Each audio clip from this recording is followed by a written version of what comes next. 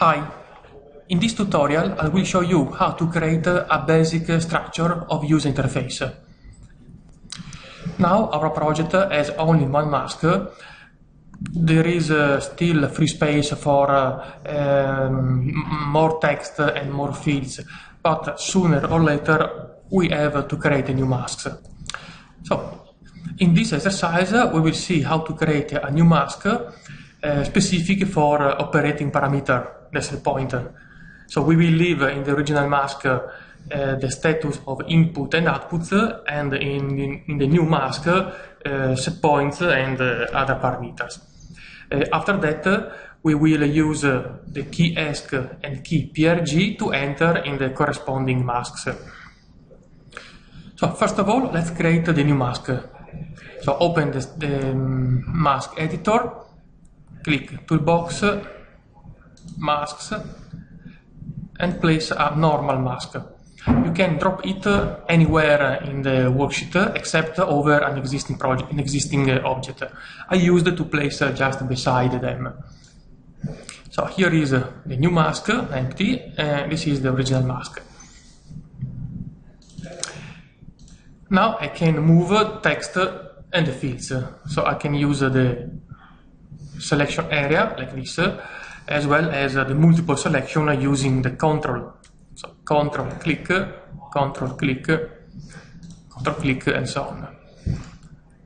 So cut from here and paste here. Well, so far very easy. Second part, we have to define the function of the ESC and PRG keys,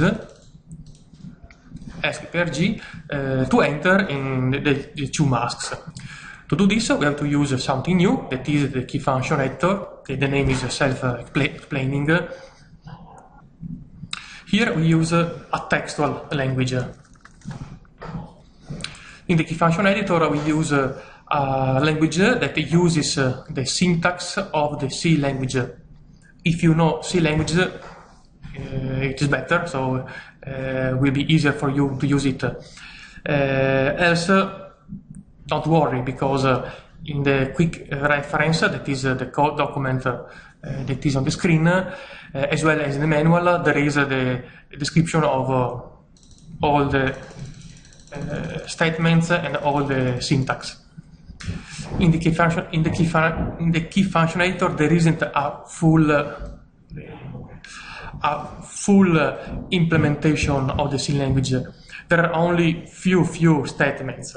This is the list of the statements. You can move the cursor up and down. You can decrement or increment the number on the display. You can move the cursor left or right. You can send SMS and so on. So the only statement of the C language is the if. Okay, so let's see how to define the function of the keys. First of all, and this is very important, don't forget, is this. You have to click the background, here the grid, the background of the worksheet of the mask editor. This is very important. This selects the global level. If here you see something different, it means that you are in the wrong place. For other purposes, you can see something different, but for now, here you must see global. After that, you have to select the key you want to define the function, ESC. Let's start from ESC, and then write here the statements. It is a text box, so you can write manually the statement, but in particular, till you are beginner, I recommend you to use this function, control space. Control space, as I showed you before, shows the list of all statements. After that, you can use the scroll bar to find the statement and double-click the statement, or you can just start to type the first letter of the statement, G, O, and so on, and then use the up-down arrows, and then enter. So go to mask is the statements that we need. also the name is self-explaining. And then open parentheses.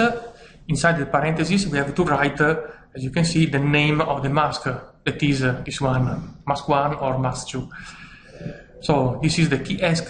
So with the key ask, we have to go to mask 1. So we have to write mask 1, or like before, you can press Ctrl space. The system shows the list of collectors. A collector is an object containing items of the same type. For example, mask list is a collector containing the name of all the masks. User val list is a collector containing the name of all the user variable, and so on. So I will select mask list, enter, dot. You can see that as soon as you insert type dot, the system shows the list of all the mask name. As usual, you can type the name and then arrows and then enter to select. Close parenthesis, semicolon. That's all. So we can just repeat for the other key, the key PRG, Ctrl space GO arrows, enter, open parenthesis, Ctrl space M, enter, dot, arrows, enter, close, semicolon. Well, for me it's very simple, but I'm sure that with just a few experience, some practice, you will be familiar with this language and these keys. So let's review the key points that we saw so far. Well, all the lines ends with semicolon, is this one.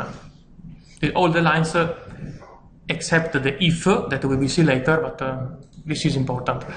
Second, all the statements require open close parentheses. For example, go to mask, open, the mask name, close.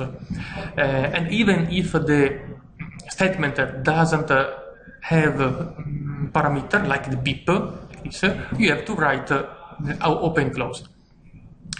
Third and last point for now is the case. So the statements are case sensitive. This is the only place where the names are case sensitive.